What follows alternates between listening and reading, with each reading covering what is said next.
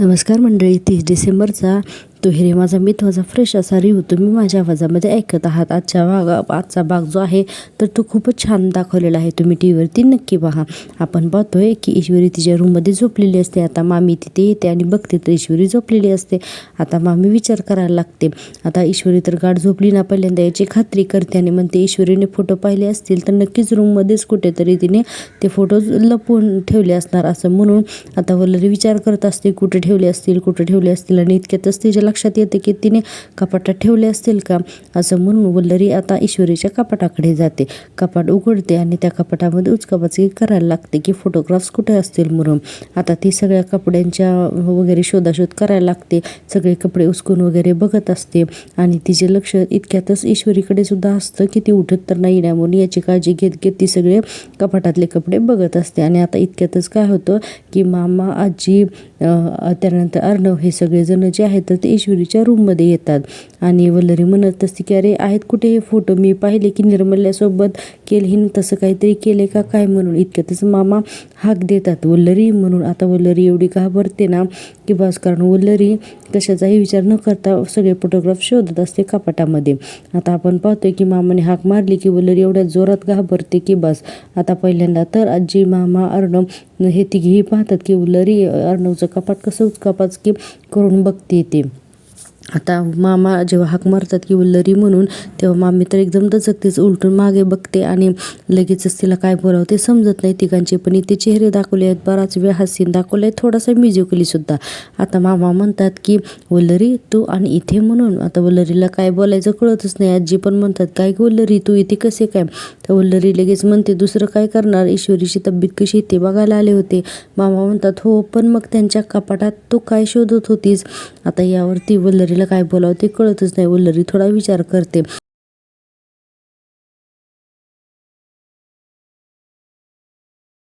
आता आपण दुसरा सीन पाहतोय. मंदिरामधून अंजली आणि राजेश बाहेर आलेले असतात. आता अंजली म्हणत असते बऱ्याच दिवसापासून आपण असं दोघांनी दर्शन घेतलं नव्हतं ना, आज छान दर्शन झालं. आता सगळ्यात पहिल्यांदा हा मी प्रसाद ईश्वरीला देणार आहे असं अंजली म्हणत असते. इतक्यातच काही गुंड येतात, दोघांच्याही गळ्याला चाकू लावतात. राजेश म्हणते हे बघा जे काय करायचं ते मला करा, माझ्या बायकोला हात लावू नका.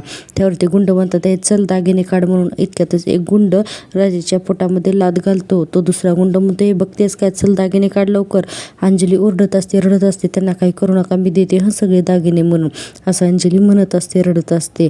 आता राजेश इकडे नाटक करत असतो, सोड मला म्हणायचं, कारण हे सगळे जे गुंड आहेत तर ते राजेशनेच पाठवलेले असतात. अंजली एक एक करून सगळे दागिने काढून देत असते. राजेश म्हणत असतो की अंजली नको देऊ दागिने. अंजली म्हणत असते हे बघा त्यांना काही करू नका, दिले हे बघा एक एक करून मी सगळे दागिने देते असं म्हणून हे त्या गुंडांना अंजली सगळे दागिने देते. नेकलेस, कानातले, मंगळसूत्र, बांगड्या सगळे देते. आणि आता ते गुंड पळत जातात. आता राजेश जो आहे तो गुंडांच्या मागे पळत असतो. आता अंजली जी आहे तर ती म्हणत असते की अहो थांबा जर, तुम्ही नका जाऊ त्या गुंडांच्या मागे. पण राजेश म्हणतो अगं पण त्यांच्या मागे जायला हवं, काही केल्या राजेश काय ऐकत नाही आणि त्या गुंडांच्या मागे जातो. आता अंजली विचार करते की पोलिसांना कळवायला हवं, पण तिचा मोबाईल सुद्धा जो काय तर तो गाडीमध्ये असते. त्यामुळे ती रडायला लागते की अरे मी किती हात बोलाय की मला आता मोबाईल पण इथे नाही आहे म्हणून. आणि आपण आता लगेचच दुसरा सीन पाहत आहे. तर तो दुसरा सीन म्हणजे असतो की मामांचा. आता मामा जे आहे तर ती वल्लरीला जाब विचारत असतात, बोल ना वल्लरी, की तू उत्तरच दिलेलं नाही असं मामा म्हणत असतात की तो अर्णवचं कपाट का उघडलं होतंस तू. आता असं म्हणल्यानंतर वल्लरी म्हणते त्यांचं कपाट उघडलं होतं कारण ईश्वरीला थंडी वाजत होते, ती कुडकुडत होती म्हणून मी विचारलं की एक्स्ट्रा पांघरून सापडते का ते बघायला मी कपाट उघडलं होतं असं मामी सांगते. आता आजीमांना पटतं हे वाक्य. आजी म्हणतात ठीक आहे तू बरं केलंस ते. आता मामांना संशय येतो. मामा म्हणतात तू आणि ईश्वरीची काळजी. आणि मामा म्हणतात आई जरा चिमटा काढ ग मला. तर आजी म्हणतात गप रे, उगाच नुसती काय चेष्टा लावली आहे. आणि त्यावरती वल्लरी म्हणते काय हो तुमचा प्रॉब्लेम, काळजी केली तरी प्रॉब्लेम आणि नाही काळजी नाही केली तरी प्रॉब्लेम असं मामी जोरात कपाट बंद करता करता बोलते. त्या आवाजाने ईश्वरी उठते. मामा म्हणतात नाही की मला तुझा नेहमीच अभिमान वाटतो, तो सार्थ वगैरे असतो ना तो. आता वल्लरी म्हणते राहू दे ठेवा तुमच्याकडेच. इतक्यात वल्लरी उठून बसते. आता अर्णव तिच्याकडे चहाची कबशी घेऊन येतो आणि म्हणतो की हे घे चहा. आणि आता ईश्वरी म्हणते की चहा, तर अर्णव म्हणतो हो, स्पेशल अद्रकवाली इंदोरी चाय, एक्स्ट्रा स्वीट केली हं मी तुझ्यासाठी म्हणून. आता तिथेच मामा, आजी आणि वल्लरी सुद्धा असतात. मामा म्हणतात दस्तूर खुद्द अर्णवराजे शिर्के यांनी स्वतःच्या हाताने आपल्यासाठी केला आहे चहा, पिऊन तरी पहा, असं मामा ईश्वरीला म्हणत असतात. आता ईश्वरी म्हणते की तुम्ही चहा केलात? तर अर्णव म्हणतो हो, मला सांग ना कसा झालाय तो. आता ईश्वरी चहा प्यायला लागते. आता वल्लरी तर एवढी घाबरलेली असते, तिला वाटतं बरं झालं बाबा मी सुटली यातून म्हणून. आता ईश्वरी चहा पिते आणि म्हणते की बढिया झालाय हं. अर्णव म्हणतो वा बढिया झालाय ना. आता मामा म्हणतात म्हणजे अर्णव, आता तू म्हणजे रोज आता तूच करायचा हं चहा. आता त्याच्यावरती अर्णव म्हणतो काय रे मामा. आता हे सगळं मामा हा चेष्टा मजाक करत असतात. आजी म्हणते की ईश्वरी तुला बरं वाटावं म्हणून अंजली आत्ताच देवाला साकडं घालण्यासाठी गेली आहे. आणि पुढे म्हणतात आजी की काही काळजी करू नकोस, अगदी पटापट बरी होशील तू. ईश्वरी आता हो म्हणत असते, पण काही केले ईश्वरीच्या डोक्यातून विचार जात नसतात. आता आपण लगेच दुसरा सीन पाहतोय की तो राजेश आहे तो त्या गुंडांपर्यंत जातो आणि म्हणतो की काय रे किती पळलोस मला, आणि एका दुसऱ्या माणसाचे केस ओढतो आणि म्हणतो तुला सांगितलं होतं ना खोटी लाट मारायची म्हणून, खरी लाट मारलीस तू माझ्या पोटात. तो माणूस म्हणतो सॉरी जोशमध्ये झालं हं. राजेश म्हणतो काय जोशमध्ये, चला काढा दागिने आणा, असं म्हणून एका रुमालामध्ये राजेश जो आहे तो सगळे दागिने घेतो. ते दोघं जर म्हणतात की साहेब आमचे पैसे द्या ना. आता आता राजेश त्या दोघांचे हे पैसे देतो आणि म्हणतो की चला पोटा येत ना म्हणून. आणि राजेश जो आहे तर तो सगळे दागिने एका रुमालामध्ये घेतो. आता ते दागिने घेतल्यानंतर तो इतका खुश झालेला असतो की चला आता या दागिन्यांचे आपल्याला चांगले पैसे मिळतील म्हणून तो नेकलेस जो आहे तर तो हातामध्ये राजेश घेतो आणि म्हणतो की चला कमीत कमी 2-3 लाखाची तर सोय झालीच माझी, असं म्हणून म्हणतो की डोका असावं तर आपल्यासारखं, असा राजेश म्हणत असतो. आता त्या रुमालामध्ये सगळे दागिने पॅक करतो म्हणजे बांधतो आणि ते जे पाकिट आहे तर ते स्वतःच्या खिशामध्ये ठेवतो. आता आपण पुन्हा पाहतो इकडचा सीन की आजी म्हणत असतात की वल्लरी मीठ मोहरी घे आणि ईश्वरीची दृष्ट काढ. आता मामी म्हणते मी, आणि म्हणते की मी दृष्ट काढू. आता त्यावरती लगेच आजी म्हणतात हो मी तुला सांगते म्हणून. आता असं म्हणल्यानंतर की आता वल्लरीला काही बोलावं कळत नाही. ठीक आहे म्हणून वल्लरी येते आणि तिथे बेडवर वाटी ठेवते आणि मीठ मोहरी घेऊन ईश्वरीची नजर काढायला लागते. आता इथं सुद्धा बघा हा वल्लरीच्या मनामध्ये किती ईश्वरीबद्दल पाप असतं ते. वल्लरी म्हणते ज्या बाईची तुला सगळ्यात जास्त दृष्ट लागणार आहे तिला दृष्ट काढायला सांगते ही ओल्ड लेडी. म्हणजे ईश्वरी अर्णवच्या आजीला वल्लरी ओल्ड लेडी म्हणत असते. आता अर्णवची आजी म्हणते की चला आता या मीठ मोहऱ्या जाळून टाकू हां, असं म्हणत असते. आता वल्लरी मामी आणि वल्लरी आजी आणि मामा आता तिघेही रूमच्या बाहेर जातात. मामा जाताना म्हणतात चल आराम कर हं ईश्वरी म्हणून. आता अर्णव ईश्वरीला म्हणतो की मी सिंदूर चल चहा घे आणि पटकन हे टॅबलेट घेऊन टाक. ईश्वरी म्हणते सर मी गोळी घेते नंतर, पण मला ना आधी आईकडे जायचंय. अर्णव म्हणतो मी सिंदूर काय चाललंय हं तुला बरं वाटत नाही आणि तुला आईकडे जायचंय, काय चाललंय. आता ईश्वरी म्हणते सर मला बरं वाटतंय आणि आईकडे गेल्यानंतर मला आणखीन बरं वाटेल, मी रिक्षाने जाईन ना माझे मी. अर्णव म्हणतो काय हट्टीपणा चाललाय तुझा मी सिंदूर. ईश्वरी म्हणते सर मी करते हट्टीपणा पण मला आईकडे जायचंय. अर्णव म्हणतो की हे बघ तुला बरं वाटलं ना की मी स्वतः तुला आईकडे घेऊन जाईन आणि दॅट्स फायनल, असं अर्णव म्हणत असतो. ईश्वरी म्हणते की नाही सर तुम्ही नाही आला तरी चालेल, मी जाईन नाही एकटी म्हणून. आता अर्णव म्हणतो की मी सिंदूर are you out of your mind, काय चाललंय तुझं, काय एवढा हट्टीपणा करते. हट्टी ऑफ द इयरचा अवॉर्ड दिलं पाहिजे तुला, एकतर बरं वाटत नाही हे विकनेस आलाय तुला आणि आईकडे जायचं तुला एकटीला. ईश्वरी म्हणते सर मी सांगते ना मला बरं वाटतंय, मला खरंच आईकडे जायचे. अर्णव म्हणतो ऐकणारच नाही का तू, ठीक आहे जाऊयात मग आपण, मी पण घेऊन जाईन तुला हां. आणि म्हणतो की आधी ही गोळी घे आणि मग आपण जाऊया हां. आणि म्हणतो की आलो आता मी फ्रेश होऊन, आणि म्हणतो की तू हट्टी पण अजिबात सोडत नाहीस म्हणून अर्णव तिथून निघून जातो. आणि आता ईश्वरी जे आहे आता आपल्याला हा दुसरा सीन दाखवलेला म्हणते. आता ईश्वरी म्हणते मी पण येते मदतीला. अर्णव म्हणतो मी सिंदूर अगं इथे तरी आराम कर काकू, मी तुम्हाला येतो हां मदत करायला. ईश्वरीची आई म्हणते अहो तुम्ही जावयाची मदत. अर्णव म्हणतो मग काय झालं त्याच्यामध्ये, आणि मी नुसता जावईच नाही आहे, मी तुमचा मुलगा सुद्धा आहे. आता ईश्वरीची आई म्हणते बरं ठीक आहे. तर ईश्वरी लगेच म्हणते अर्णवला की तुम्ही संध्याकाळपर्यंत थांबणार आहेत का. नाही म्हणजे परत मला संध्याकाळी न्यायला आलात ना तुम्ही तरीही चालेल हां. आता सगळेजण बघत राहतात, ती अशी का बोलते. अर्णव म्हणतो ऑफकोर्स मी इथेच थांबणार आहे. आता ईश्वरीची आई म्हणते की अगं इशू, हा काय प्रश्न झाला. अगं त्यांना थांबायचं असेल तर थांबू देत ना, आणि तू त्यांच्यासोबत आलीस ना, मग त्यांच्यासोबतच जाशील ना, असं काय बोलते म्हणून. ईश्वरी म्हणते हो अगं, पण नाही त्यांना कामं असतील ना, म्हणून मी त्यांना विचारलं ग, बाकी काही नाही. अर्णव म्हणतो मी सिंदूर, मला माझं काम ऑनलाईनसुद्धा करता येत आणि मी तुला सोडून कुठेसुद्धा जाणार नाही, कळलं का. आता यावरती ईश्वरीचं टेन्शन अजूनच वाढतंय. अर्णव पुढे म्हणतो चला काकू मी येतो मदत करायला. ईश्वरी म्हणते सर तुम्ही नका मदत करू, आईला नाही आहे मदतीची गरज, तिची ती करेल, फक्त चहा तर करायचा आहे. अर्णव म्हणतो हां तू करत होतीस मदत त्यावेळेस गरज होती, आता मी मदत करायला लागलो तर गरज नाही आहे, असं कसं काय. तर नम्रता म्हणते कसं आहे ना जिजू, की तिचं असं म्हणणं आहे की तुम्ही नका मदत करू, तुम्ही मदत करायला तिथे जाणार आणि मग तेवढंही लावणं नाही ना राहू शकत ती तुमच्याशिवाय. असं म्हणल्यानंतर ईश्वरीची आई आणि नम्रता दोघीही अर्णव ईश्वरीची मजा करतात थोडीशी. आणि यानंतर आपल्याला दाखवले पण काही केलं तर ईश्वरीचा चेहरा काही फ्रेश नसतोच. आता ईश्वरीची आई म्हणते तुम्ही बसा, मी पटकन चहा टाकते. नम्रता म्हणते तोपर्यंत मी बॅग भरते. अर्णव म्हणतो की नम्रता मी तुला हेल्प करतो हां बॅग भरायला. आता अर्णव पण उठतो तिथून आणि नम्रताला मदत करायला लागतो. आता ईश्वरी मनाशीच बोलायला लागते, म्हणजे म्हणते की काय करू आता, कसं आईशी बोलू. आणि इकडे पाहते तर अर्णव नम्रताला मदत करत असतो. आता ईश्वरी म्हणते की मला काहीही करून आज मला आईशी या बाबतीत बोलायलाच पाहिजे, असं म्हणते आणि जाऊन बसा मी आईशी बोलून येते. आता अर्णव जायला निघालेला असतो, पण इतक्यात म्हणतो की काही सिक्रेट वगैरे आहे का, असं काही आहे का जे मला कळलं नाही पाहिजे, असं काही आहे का. तर ईश्वरीची आई म्हणते नाही हो, असं लपवण्यासारखं काही नाही आहे, हे जे काय उगीच भलतंच असतं उगीच, असं ईश्वरीची आई म्हणते. आणि म्हणते की इशू जा बरं, तुम्ही दोघेही बाहेर जा आणि मी आलेच चहा घेऊन. अर्णवसुद्धा म्हणतो ईश्वरीला चल.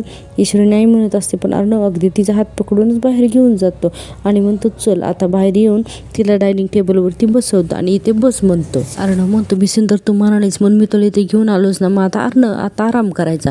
इतक्यातच नम्रता तिथे येते आणि ती म्हणते की बरोबर बोलताय जिजू, का गं तू त्रास देतेस यांना. आता अर्णव म्हणतो नम्रता तुला माहीत नाही मला किती त्रास देते ते. आणि इतक्यातच अर्णवचा फोन वाजतो.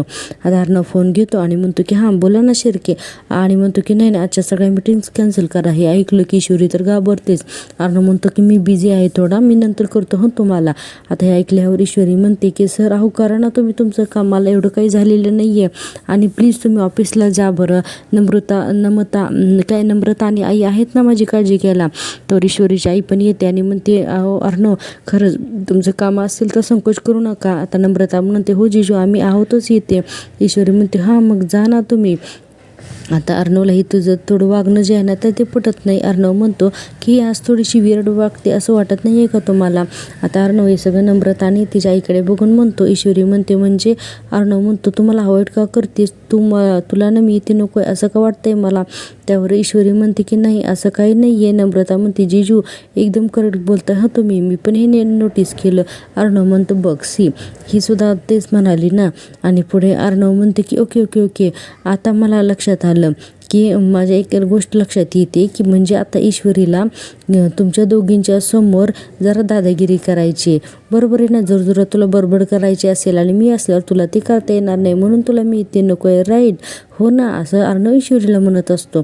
आता ईश्वरी काहीच बोलत नाही. आता नम्रता हसायला लागते. आता ईश्वरीची आई म्हणते की हे मात्र अगदी बरोबर बोललात हां अर्णव तुम्ही. आता असं म्हणल्यानंतर अर्णव म्हणतो की ठीक आहे घे अगोदर चहा घे म्हणजे तुला बरं वाटेल.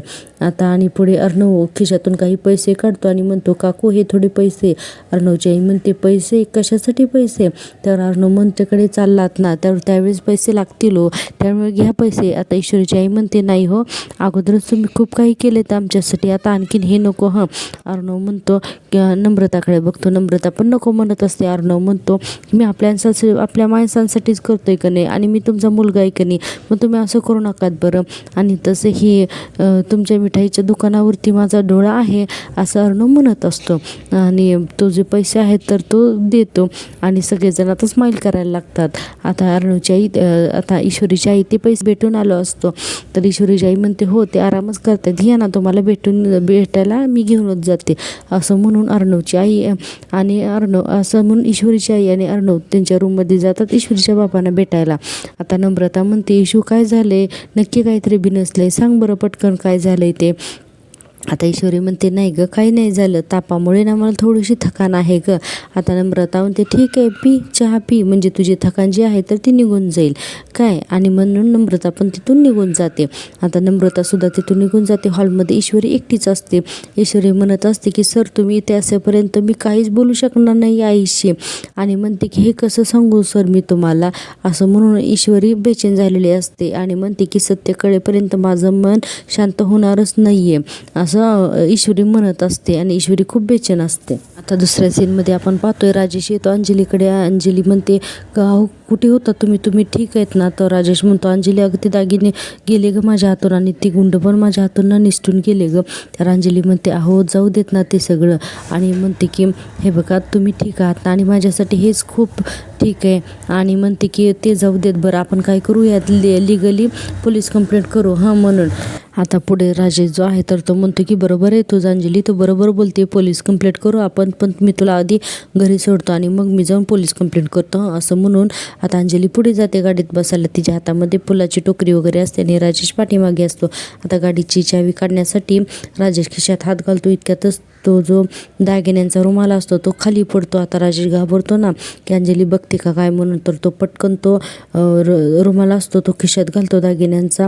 आता अंजली बघते पण तिला कळत नाही की याने खिशात काय घातलं. इथे लगेचच राजेश हातातल्या रिमोटने गाडी स्टार्ट करतो. अंजलीला लगेचच दरवाजा काय उघडून देतो आतमध्ये तिला बसण्यासाठी. हे सगळे नाटकी ढोंग करतो. आता अंजलीला बसवतो गाडीमध्ये आणि आता राकेश समाधान व्यक्त करतो की बाबा चला अंजलीने तर बघितलं नाही म्हणून. आणि आता राजेश घरी घेऊन जातो. आता आपण पाहतोय दुसऱ्या सीनमध्ये राजेश अंजली घरी यायच्या अगोदर अर्णव आणि ईश्वरी घरी येतात. आता ईश्वरी गाडीत म्हणते आज ही आईशी बोलणं झालं नाही आणि आता 2 दिवस आई पुण्याला चालली म्हणल्यानंतर आणखी 2 दिवस मला आईशी बोलता येणार नाही. काय करू, कसं समजून घेऊ मी नेमकं काय घडलं होतं त्यावेळेस ते. आता ही जी ईश्वरी जी आहे तर ती विचारच करत असते. अर्णव लगेच तिच्या पुढं चुटकी वाजवतो आणि म्हणतो मी सिंदूर काय आलो आपण घरी, चला कुठे लक्ष आहे तुझं. ईश्वरीचं लक्षच नसतं ना. त्यामुळे अर्णव म्हणतो, आता ईश्वरी गाडीतून उतरायचा प्रयत्न करते. अर्णव म्हणतो 1 मिनिट, घरून गेल्यापासून मी बघतो एवढी शांत काय आहेस तू की. आणि म्हणतो की ईश्वरी तू ही अशी नाही आहेस काय झालंय का, काय झाले असं अर्णव खूप विचारण्याचा प्रयत्न करतो ईश्वरीला. पण काही केलं ईश्वरी काहीच बोलत नाही. म्हणजे आजच्या भागात तरी असंच दाखवलं आणि आजचा भाग हा इथेच संपलेला आहे. प्रेक्षकांनो मी जर दिलेला रिव्ह्यू तुम्हाला आवडत असेल तर प्लीज चॅनलला लाईक करा, शेअर करा आणि सबस्क्राईब करा, म्हणजेच तुम्हाला मी दिलेले रिव्ह्यू असेच दररोज पाहता येतील. आणि अजूनही खूप असे प्रेक्षक आहेत जे चॅनल तर पाहतात, रोज व्हिडिओ पाहतात पण अजून सबस्क्राईब करत नाहीत.